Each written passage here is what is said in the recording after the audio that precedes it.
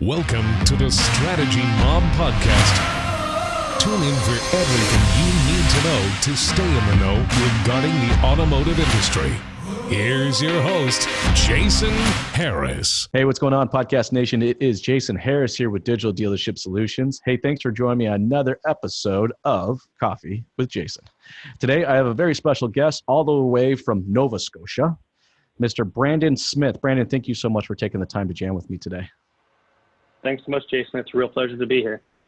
Hey, Brandon, for everyone that's listening or watching right now and kind of don't know about your background and how you kind of got started in the industry, if we can kind of start with the 2-minute origin story that is Brandon, Sure. That'd be a great place for us to kick it off. Sure, sounds good. So shortly after leaving Ontario, moving back to Nova Scotia, my mom had been in the industry for a while as a salesperson and a finance manager. I got really interested and wanted to become a finance manager. I took a course through SAL, a 5-day course, and was really ready to go. And then I ended up landing a job as a salesperson with the promise of an F&I job in the future. And, I really liked it. I was started at a Kia store and loved selling. And then when I felt I was ready, the group I was at the time didn't agree with me. So I actually managed to find an F&I job at a Honda dealership in Fredericton. I went there and was there for about 2 years and loved F&I and everything about it. Had a lot of success, and I was actually approached by a dealership, a Mitsubishi dealership also in Fredericton, to kind of come over there and redo their F&I department. They were going through some growth and some changes, so I went over there, and about 6 months later, I was promoted to sales manager. This terrible idea that I should be a GM one day, so I really wanted to learn every side of the business. And I was there for about 2 years almost as a sales manager, and I recently just came here where I'm at now at Steele Chevrolet Buick GMC in Dartmouth, Nova Scotia. We're the number one GM dealer Atlantic Canada, and I'm a sales manager here now. So that's the history. I am in charge of the F&I department here now, and a sales manager as well. So I get to wear both hats still, which is a lot of fun. I think it's so cool that you have a very clear goal and objective in mind of what you want to do with your career, and you are heading in that direction. You know, it's funny. I've been in a lot of dealerships. I mean, thousands of dealerships all over Canada, all over the US. And I find that there are two different types of GMs out there, right? There are ones that literally had the intent to become the GM. Then there are ones that are literally just by osmosis or just the amount of time that they worked at the dealership, just kind of naturally just said, you know, what else are we going to do with this guy that's worked here for the last 25 years? Well, let's make him a general manager, you know? So yeah. I am fascinated, man, on why you'd put yourself through that torture. No, I'm just kidding. No, I'm curious though, like what about the GM role that gets you jacked and excited? Like why you want to do that? I don't even know where it really started. I was an F&I manager at the Honda store at the time, and I had this kind of idea. I was like, where am I going? What do I want to do? Do I want to do this F&I thing forever?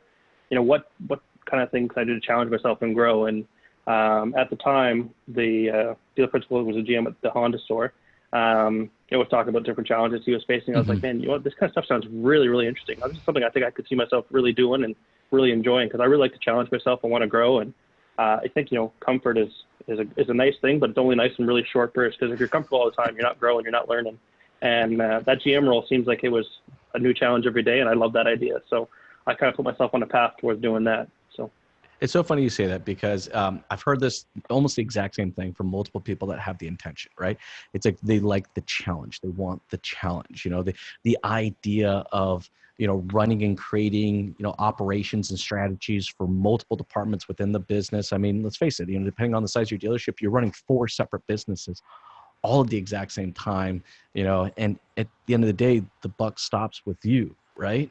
So, right now you're being a sales manager. I know actually before we talk about sales manager, I want to talk about when you were an F&I manager, because you were an F&I manager at Mitsubishi, which for anybody who listens to this podcast, all right, or watching this knows that being an F&I manager at Mitsubishi is not the easiest thing in the world to do. So tell me, how did you start kind of with Mitsubishi? You were at the Honda dealership, and then you went over to Mitsubishi. And what was your approach to F&I when you were at Mitsubishi? Well, so Mitsubishi and Honda have very different products. So right away, I was dealing with a different buyer, a different mindset of the buyer. And one of the things I found that I knew right off the hop is that Mitsubishi is going to attract someone who's attracted to loyalty. Mitsubishi is strong with their 10-year warranty. And I knew right away that if these people are buying these cars because they really love this warranty, they're obviously going to want extended warranty. So my extended warranty penetration was off the charts. Even with Mitsubishi's 10-year warranty, 106,000 kilometers, it was such an easy upsell to get them to a 10-year, 200,000 kilometer warranty, full comprehensive, right? So that was a really, really easy thing. And I knew it that by taking that approach, knowing that they're a warranty buyer, that was an easy first step. And then from there, just kind of building out a menu. I'm a big believer in menu selling, and just kind of giving these people the best options and building the value in these options. I knew that someone who was buying Mitsubishi saw the value in protections as well. So if I could build value, hence really the reason why they're buying the success. Mitsubishi, right? Exactly. I agree with you. I think being a Mitsubishi dealer owner and the Mitsubishi buyer, they're buying the product because they're going to keep the product for a long time, right? It's funny, it's not like if you're going to go lease a Toyota or you're going to lease a Honda, you're only going to lease it for 2, 3, or 4 years, and you're just going to move on to the next one. I have found with Mitsubishi owners, they bought it with the intention of owning it for that full 10 years. Oh yeah. And I agree with you. There was so many times I heard from other Mitsubishi dealerships that they really struggle in selling the extended protection because the manufacturer already came with such a long warranty. But you have to understand the consumer, and I think that's probably what was working really well for you is that you understood kind of the mindset of the consumer. Why were they particularly buying this product? They're buying it because they plan to keep it for a long period of time. It's not like a 2 or 4 year lease. They're going to own this thing for a long period of time. That's really cool. Exactly. And I mean, so much so on the East Coast here too as well. There's a lot of things that work against people who want to keep a vehicle a long time. So now rust protection becomes a really important protection. Now that's an easy sell. And then there's a ton of negative equity here on the East Coast as well. Gap is really important, and just building value slowly one at a time in these things, and then presenting them in a place that suddenly it makes a lot of sense and there's all this value built up. I had a ton of success going that way. So, well, and the key word's value, right? I think a lot of people get in F&I and they just look at the extended warranties of rust protection as products. And in fact, actually, I hear the word used a lot that it's a product. Well, I only sold 2 products on that one. I only sold 1 product to that person. It's like, it's not really a product what you're selling. What you're selling is value. Value is all perception. So, I mean, I find that, and I also find that good F&I managers that understand that actually ultimately become good sales managers. And so it doesn't surprise me one bit that you took this approach in your F&I efforts of value building, not necessarily product selling. Does that make sense? Kind of the 2 different mind frames 100%. There? Well, it's the way you view these stuff too. I've seen a lot of F&I managers that don't come in with the same mindset that I had, and they stumble. And I've seen guys who are fantastic sales managers actually tried to go the other way, become a good sales manager, go to become a good F&I manager, and just stumbled because they're so volume focused a lot of times that sometimes it's, well, how many products can I sell in this right now, instead of going the other way and building value and building their protections. For me, it was all about everything I sold was a protection, and protections has so much value already built in. If you start thinking about it as a product or something to sell, I think you've already lost. You really got to believe in what you're selling is a really important thing that I really felt was strong. Every product I sold, I knew in and out, and I knew what value it could bring to someone's day. And so every time you got a chance to sit down with those customers, you were building value. I imagine a lot of those exercises of going through and building value is what pushed you into being a sales manager. Because now what you're doing is you're bringing value to the salespeople and to customers, right? Exactly. And a big part of it for me too was it was another challenge. It came at such a good time. So I just moved to Mitsubishi store. I've been there about 6 months. And there was this opening for a sales manager, and I was talking with the owner at the time, and about how I wanted to grow in my career, and he was really, really happy with me in F&I. He didn't really want to take a good performer in F&I and move him over to the sales manager, and then have a brand new sales manager, and now need another F&I manager. But I actually ended up going and finding my own replacement and be like, listen, I can become a sales manager, and I have a guy who's just as good as me. I just trained him, and so sorry, I want to stop you there for 1 second there, because I think this is really cool. So that your dealer principal sat down with you and actually asked you the question of what you want to do and where you wanted to go. Exactly. Yeah. So that is really cool.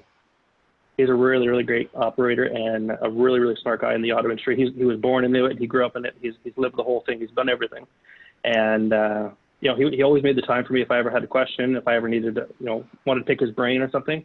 Learning from him was invaluable. And I wouldn't be where I am in my career today without him. So if he's watching, thanks, Dave. We'll make sure to tag it when we post this. But no. So Dave definitely understood the value of his people.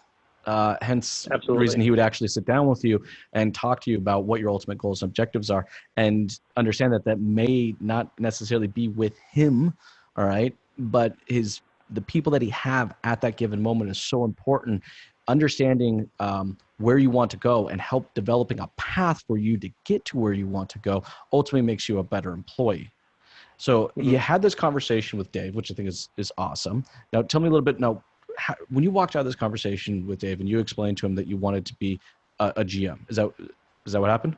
Yep, that was there. That was where I started at, and then obviously I know that sometimes people say that you're an F&I manager, you have to take a step back to become a sales manager. I don't necessarily see that, but so I knew that I had to be a sales manager before I could be a GM. No one who's going to be successful is going to be F&I right to GM. It's just you're setting yourself up for failure at that point. Just like a lot of people, I think people who start as an F&I managers, I think you're missing an important piece of the puzzle. If you haven't spent a few days, selling cars and getting to learn the customer's mindset, I think you're putting yourself as a disadvantage. I think the absolute best finance managers are people who have sold cars as well. That's been my experience anyways. I think you learn so much more. You can understand where the customer's coming from when they sit at your table, a lot more than, just someone who comes in and sits down in the F&I manager's office and they have customers coming in and they haven't been on the other side. So just getting to experience as much of the industry as possible, I think makes everyone better for it. So you had this great discussion with Dave. You walk out of the meeting. All right. What happened after you walk out of that meeting? So after I walked out of that meeting, he had kind of said that, at the time there was a person at another dealership I knew that I thought might be a good fit. And I kind of said that, if I do become sales manager, I can replace myself very quickly. So my first thing was to reach out to this guy and be like, do you think you'd be able to come over? Like if there was an opening here, would you want to come? And then I kind of paired the two and they got to talking, and then one thing led to another. Suddenly I was the sales manager. Suddenly we have a new finance manager come in, and then we're off to the races. So see, I think that's awesome.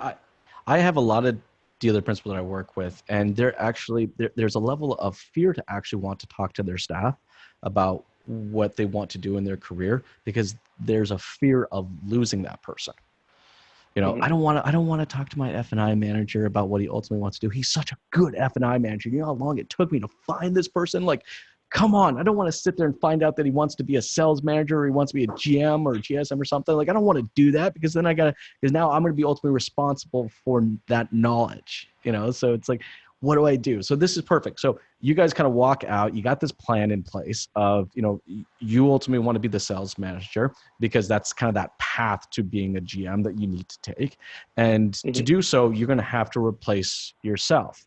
So, man, Dave, we'll have to get Dave on one of the podcasts here, because there has to be a significant understanding of people just to embrace that. So you go find your replacement. Tell me a little bit about that. How'd that work out? So I was actually, when I was at Honda, I'd actually hired a couple of different finance managers in my time. And one of them was, we connected with really, really well. And he was hungry to learn. He was hungry to grow. He was picking my brain all the time. And he'd also had a very similar start to me. He started selling cars, went and did a finance manager course, got a quick opportunity as a short-term, as being basically the third F&I manager in a store that really only needed 1.5. So he wasn't getting the repetition that he wanted. He was just kind of sitting around a lot. And he'd actually had applied to an ad, and at the time I was interviewing all the F&I managers and was basically running the F&I department. So I met this guy, I hired him. We worked together for about, I think, 6 months, and then I'd gone to Mitsubishi and he stayed. And about 6 months later, I was like, you want to come over here? And, we'd had such a strong connection that he was like, listen, if you think that's the right opportunity for me, I'm in. So just so I'm clear, and anyone's listening and watching, you were responsible for replacing yourself. More or less, yeah. That was part of the deal, that if I was going to become a sales manager, yeah.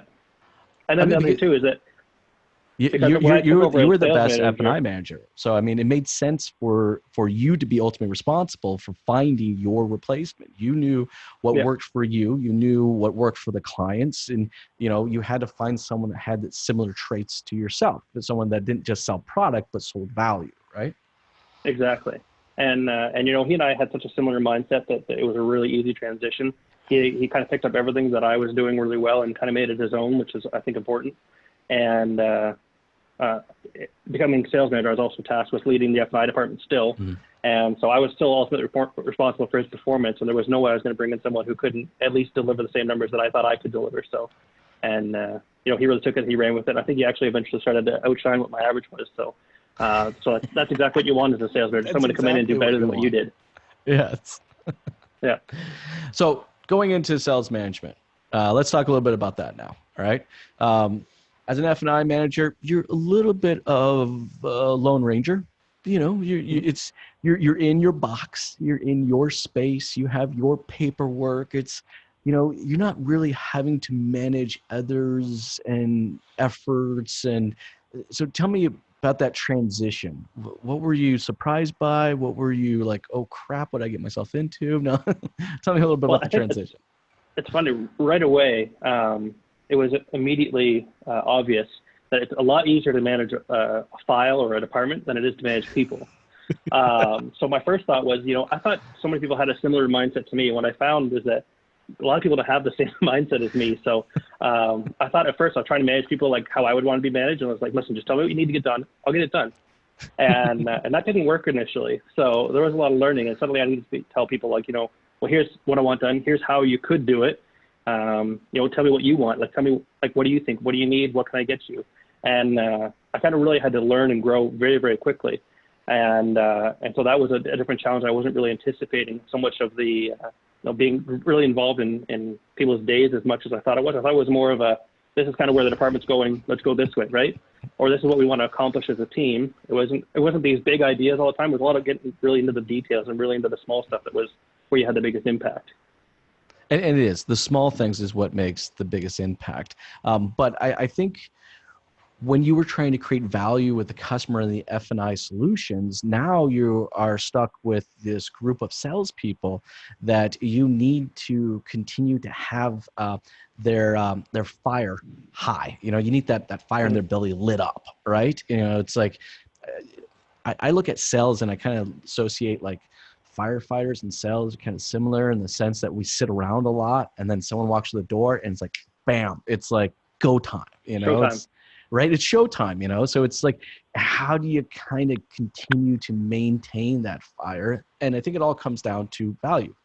It's just the perception of value. It's you ask a salesperson to follow a process. What is the value for them to follow that process, or that what's the Whiffam effect, right? The what's in it for me kind of a thing, but it's different for every single person. There's not you can't just one value proposition for your entire team. Every single person is different. How did you navigate that? I think a big thing for me was kind of explaining, the process, right? So many people, I think initially we had a lot of new sales guys at the time, and a lot of them weren't spending as much time doing the meet and greet and spending a lot more time obviously negotiating at the end. And it really should be the other way. You spend just so much time in that meet and greet stage early on. I want to know everything about you. Tell me your whole life story, right? Just building up this idea that meet and greet process is not just, hey, how are you doing? What do you want to see? You got to learn everything about that customer. And the more you can learn that early stages, there's that triangle idea, right? If you do a triangle like this, where your time is spent, or they're going this way, right? So many of them are doing this way, where you spend a little bit of time at the top and a lot of time at the bottom. And as soon as they kind of changed this mindset, there was a big change that way too. So that was one of the things that I kind of focused on, which for me, when I was a new salesperson, I had a manager kind of explain that to me. So being able to change that or share that message with my sales guys now, I think was a big thing. And what's kind of funny, the whole auto industry is such a tribal learning atmosphere, right? Everything's such passed down. So the better managers you have, it seems like the better manager you become. A lot of it is through trial by fire and just making mistakes and going through that. But I love the fact that was kind of your first, the first thing that you wanted to attack, right? Was like, for a salesperson to bring value to the customer, they have to understand that customer better than anything. It's like, okay, cool. They came in for the product. Great. That part of my job's done. They've done their months of research or their online shopping. Okay. Now they're literally coming in looking for that black crew cab LTZ, with this tow package on it. So I mean, holy crap, they clearly know what they're looking for. But for me to bring more value to this transaction, then I need to create a relationship first, right? I need to know you as a person. So it sounds like you take a little bit more of a unique approach to the meet and greet than I would say majority of dealerships do. Yeah, so I think walk me through that. Well, I think one of the things that is important is that everyone who's buying a car wants to deal with an expert. And expert doesn't mean you have to know everything about the product. Expert means that you come in as someone who knows how to help you discover exactly what you want. Because so many times people are doing this tons and tons of research about the vehicles and all the options and features, and they come in and they want to have a specific stock number in mind that they want to see. But you don't know what problems they're trying to solve, right? So until you can figure out exactly what problem they're trying to solve, that might be a great product, and it might have a really good price, and it's everything this customer thinks that they want. But maybe there's a piece of the pie that customer is missing because they don't have the information that we have, right? So being an expert doesn't necessarily mean know everything about the product or know the best sales techniques. Being an expert to me is being able to connect with a customer, help them discover what they're really trying to solve, what they're trying to accomplish with buying this new car, and help them get there. That's what an expert is to me, and that's what everyone, I think, buying a car would like to deal with. I know for me, if I'm coming in someone, I don't care if they know the axle ratios or anything else like this. I just want to know, can you help me find what I don't know? Like what do I not know that you do know? Yeah, help me pick up where I left off, right? I think too often we're forcing customers into this singular process when it's like we don't know necessarily where they are in their buying process. They may still be at the research part of their buying process. They may be down to the shopping part of their process where they're looking at a Ford and a Chevy, or they may, have owned Chevys their entire life. And, they just, now they're just moving from their 2009 crew cab to a 2019 crew cab. And in that case, it's like, okay, let's get them in, let's get them out, but too often we kind of create this one size fits all sales process, but we're not really taking the time to identify, where are they at? What kind of experience are they really ultimately looking for? And to your point, I think that has to come out during that meet and greet. I agree with you. I think the meet and greet is actually probably one of the most, next to the payment presentation, is probably the most underestimated part of our sales process is making that connection with that person, identifying where they are in their purchasing process.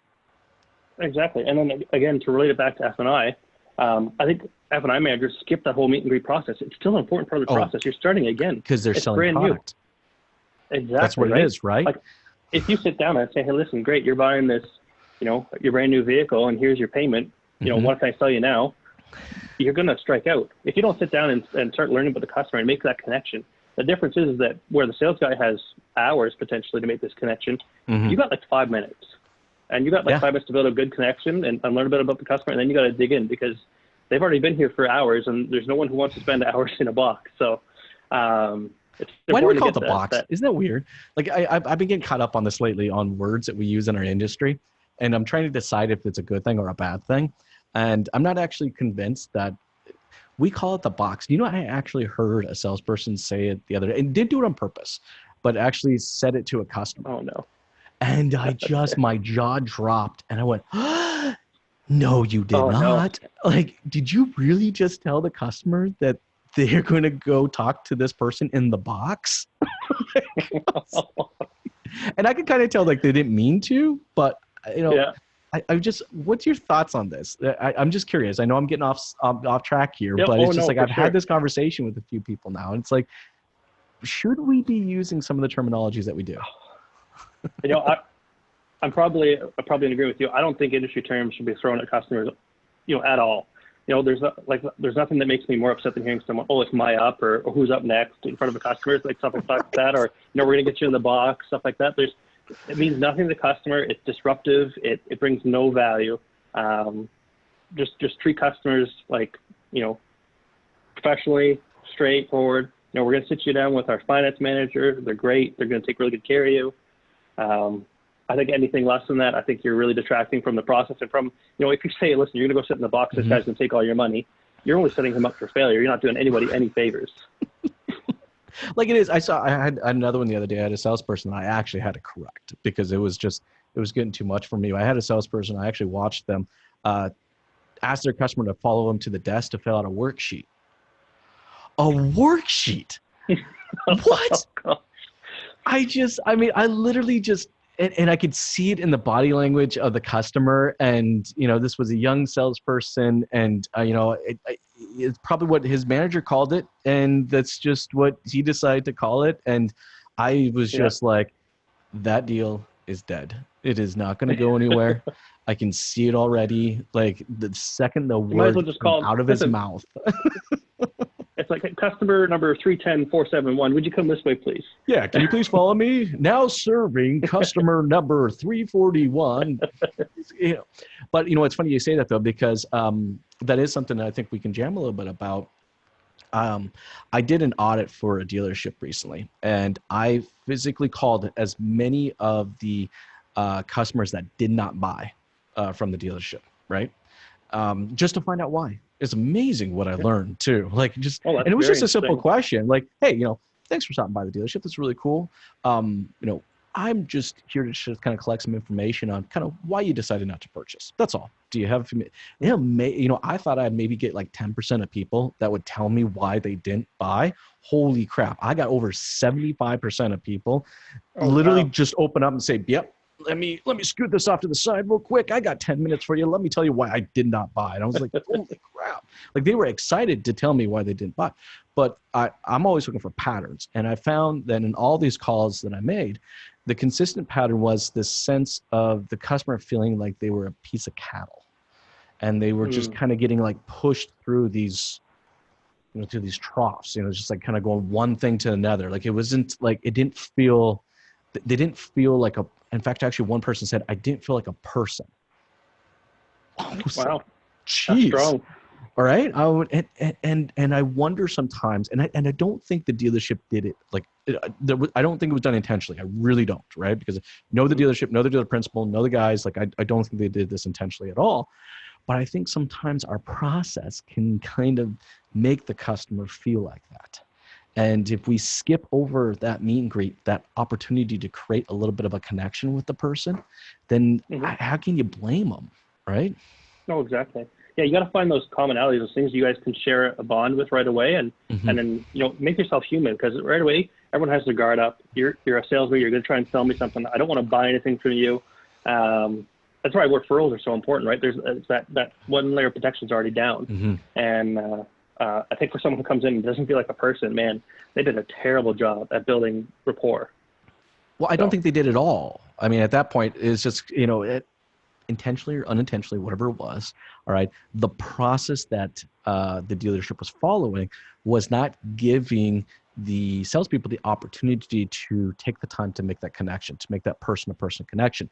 It was so transactional that this person, some customers like a transaction. That's all they want. Some customers do. And I'm cool with that, right?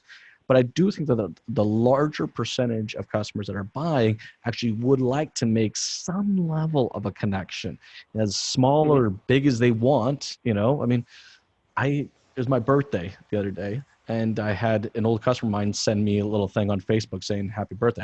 I sold this person a car like 8 years ago. Now that connection's a lot more different than, so some people want different types of connections. They want bigger, longer lasting connections. Some people just want to feel like they're a person. How do we do that in our process? How do we ensure in our process that the customer feels like a person?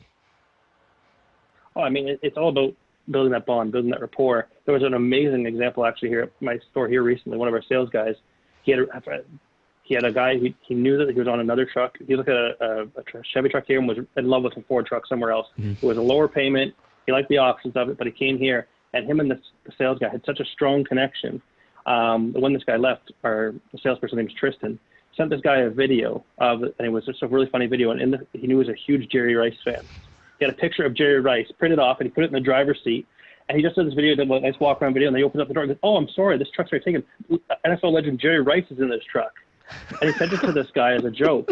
This guy ended up buying the car literally because of this video, because he just sent this funny video about something they had bonded over, and the guy ended up paying more money for a different truck just because of building that connection.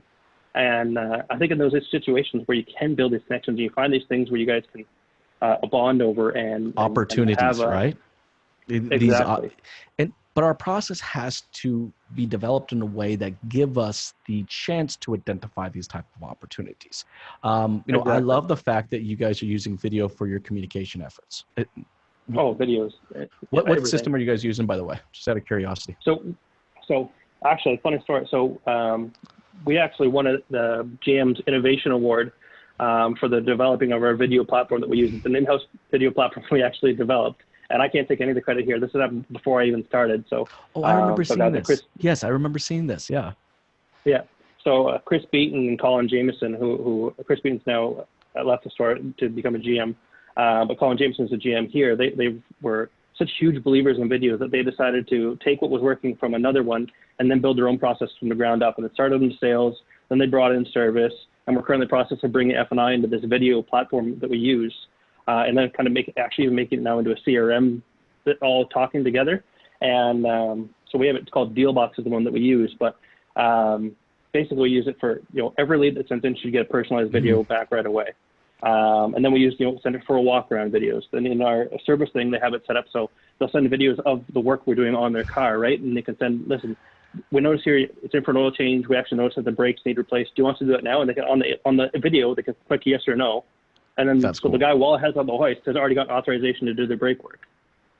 Well, So talk about it's making a just connection, amazing. right? Like, and that's what it is. Exactly. It sounds like it's all going back. It's like, to embrace that type of process, or to even go as far as creating the system, like that's impressive. There had to be a very specific goal and objective in mind, right? And it was definitely not a goal of transaction, right? If the dealership's goal and objective was just to pump out transactions, then just stick with black and white text, in the form of an email or a text message or something like that. That would be sufficient, right? But it definitely sounds like as a dealership, not just in the sales department, but the parts and the service, everybody, all right, actually the goal is to connect with someone on some level. Video gives us that opportunity to do that. I mean, people that are listening to this right now, that's great. They can hear us and they can hear through our tonality, our passion about what we're talking about. But watching the video, it's going to be totally different. They're going to see, they're going to see your eyes. They're going to see you smile when we're talking. They're going to see with me, my hands flying all over the freaking place. But that shows the passion. It shows the energy. It shows, our drive and our motivation about what we're actually talking about. You can only ever get that in video. And that gives someone the opportunity to connect. Like, look how passionate they are about that vehicle.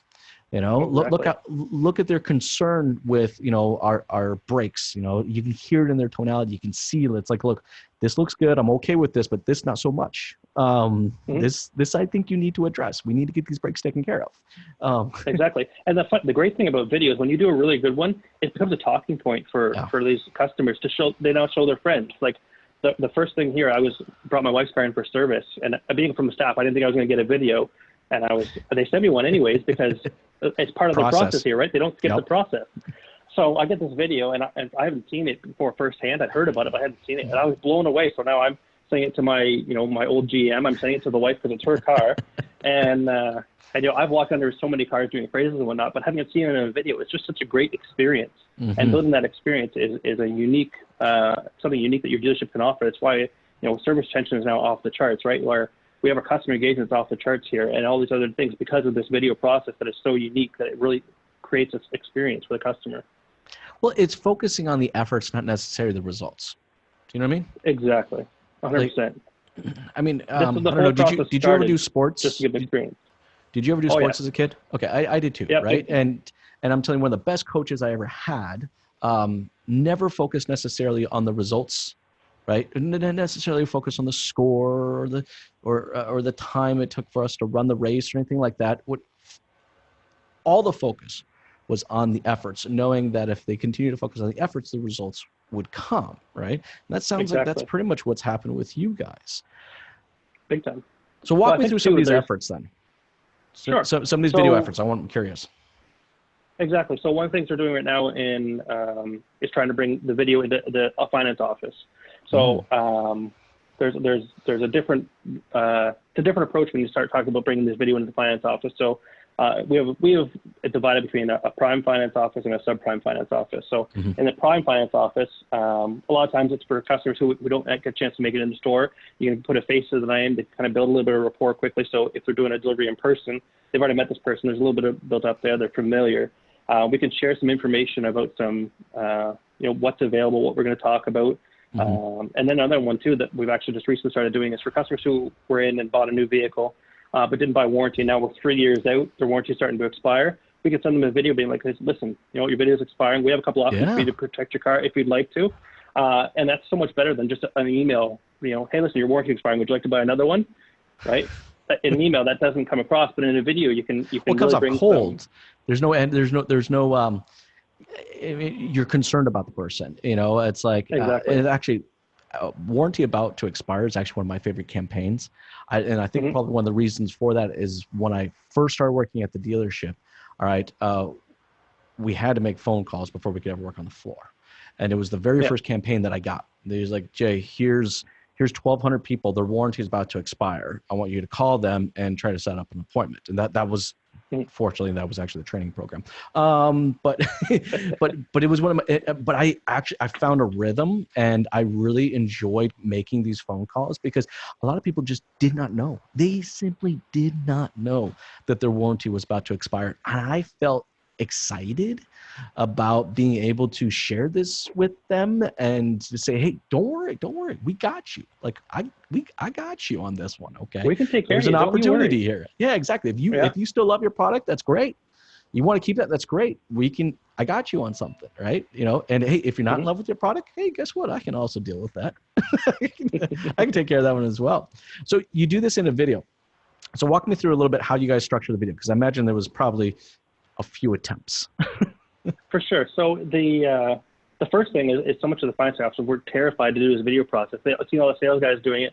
They're always thinking, well, it's not for me, right? So getting this buy-in was a tricky thing at first. And but I think once they can see the value in it and they can see how it can affect their performance and their numbers, suddenly there's a little bit like a spark of excitement.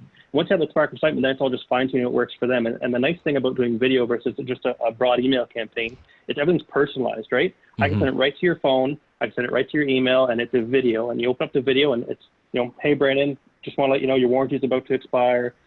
We have somewhat different options if you're looking to extend that warranty, or however they want to approach it. It's always personalized to that customer, so they can think back and what kind of connections I have with this customer. And a lot of times they're remembering these connections from 3 years ago that they had with some of these customers, and they're relating on things that they happened during the delivery, or hey, listen, I remember when you and your wife were in, you guys had talked about warranty, but decided not to get it. Now would be a really good time to take advantage of this warranty offer I have for you, and just kind of go from there. But it's this personalization and this unique experience again that when you can offer that to a customer, that you really get the best results and the best uptake, I think, in what you're offering. I think it's awesome. What other unique campaigns come to the top of your mind that you guys are doing with your video efforts? I mean, the other thing too is so we have what we're doing in the prime office, but in the subprime office, it's a whole other ballgame, right? Because we get a lot of these, we generate a lot of our own leads. We don't necessarily go out and buy leads, not yet anyways, but we're generating a lot of these organic leads. And I think that responding to these leads, a lot of these people are people who have sent off 10 leads to 10 dealerships, just hoping that they can get approved a lot of time. And I think as a differentiator, if they can respond with a video, listen, I got your lead, I can take care of you, come on in and we'll get you approved on what you're looking for. Being able to set a differentiator as this video, this customized right to this person, for them, I think it's such a huge impact, because so much of the time, a lot of these subprime people feel, and wrongly so, that they're second-class citizens or second-class buyers, that they don't deserve the same type of experience or the same type of attention, and it could be further from the truth. And I think a lot of these, smaller subprime dealerships that target these ones don't deliver that same level of experience or that same level of care. So when you get this, sending the lead to someplace and someone responds with the lead like, I get you approved, here's your 2012 accent, or, hey, listen, come on into the dealership, we'll find out what you want to get and we'll see what we can do for you. It's just two different things. And that, again, the whole experience idea of bringing a unique kind of experience and a personalized experience, I think it just has such a great payoff and brings such value to the customer. Well, it brings such value in the customer, and the fact that it shows you actually give a shit.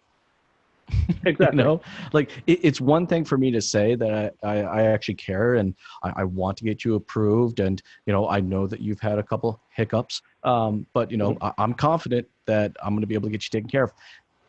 To write that out in black and white text does not nearly have the impact for me to be able to shoot that video and send it over to the customer. They can see it. They can see it in my eyes. They can see it in my body language. I guarantee if a customer reads that, it's going to feel disingenuous. So if they can see it, it's going to come across the way you intended, right? And I think that's a big reason why video is so much better, such a better platform than text or email. Yeah, I kind of like this whole video thing. I think you can tell.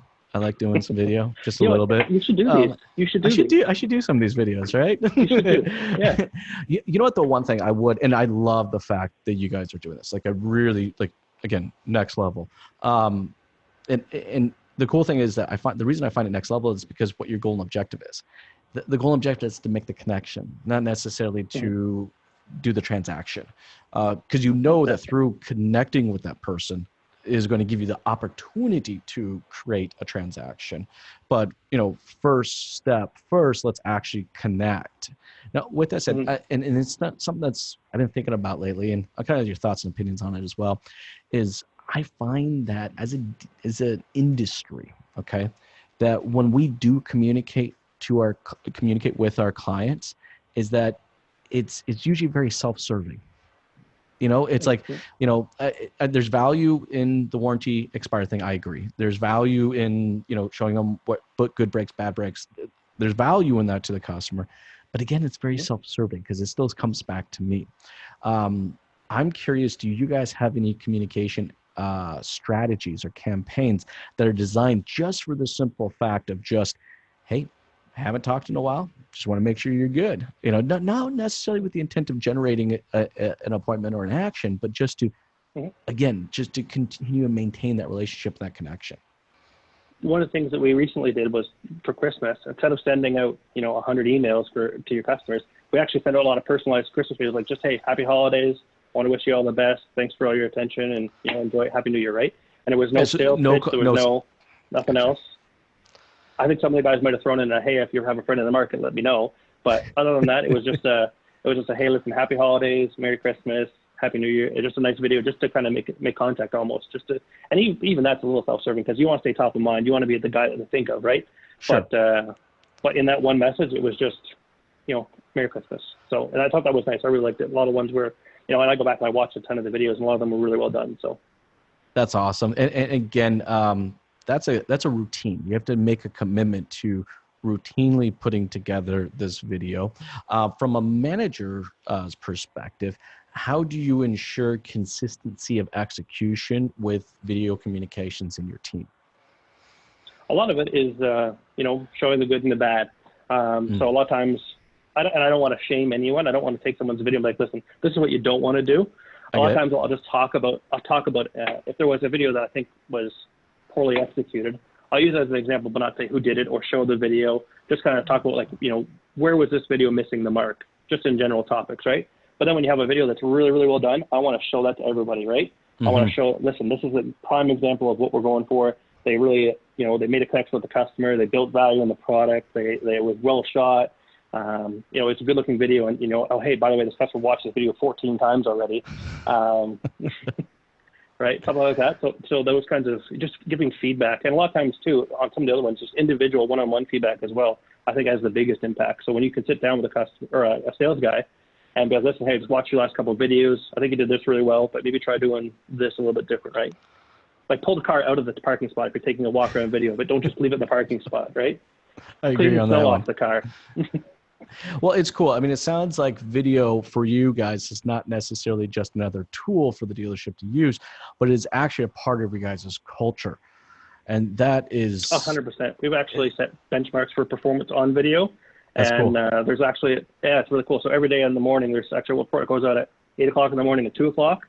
And 8 o'clock report shows your total videos yesterday for the day, and at 2 o'clock, there's how many videos you've done so far today.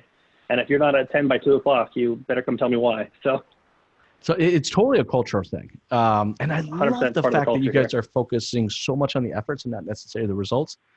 I think that if anybody could take anything away from this time that we spent talking is I think that would be the biggest thing they should take away, is that, focusing on those efforts eventually will bring those results. We spend way too much time just thinking about how many cars did we sell? How many vehicles did we service, right? Like let's maybe alter our goals and objectives to not necessarily a transaction, but change our goals and objectives to how do we connect with the customer? How do we continue to connect with the customer? Yeah.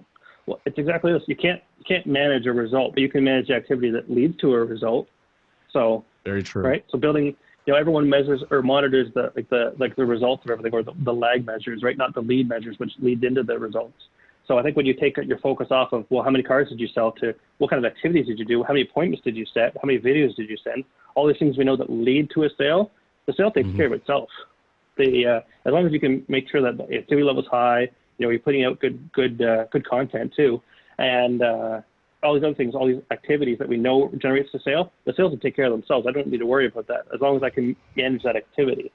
So taking that kind of an approach and that kind of a mindset. That's an awesome takeaway, Brandon, is really just focusing on those activities. I know that's our time for today.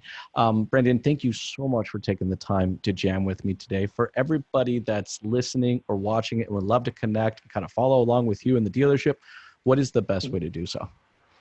Best way to connect with me personally is through LinkedIn. I'm on LinkedIn and I'm fairly active on there. If you want to reach out to the dealership here, our Facebook page is going and our website there. So I'm at Steele Chevrolet, Buick, GMC, and Cadillac in Dartmouth, Nova Scotia. Look us up on www.steelechev.com or on Facebook. And yeah, reach out to me anytime. I love talking about the industry. I love helping out where I can. So anything I can do to talk more about cars, I'm all about. Awesome. Hey, thanks again, Brandon. This was a lot of fun. Thank you very much. Hey, thank you again, Jason. And just give a quick shout out to Jake Bernard. He's my buddy here. He wanted me to mention him on the show. So. Well, that's good.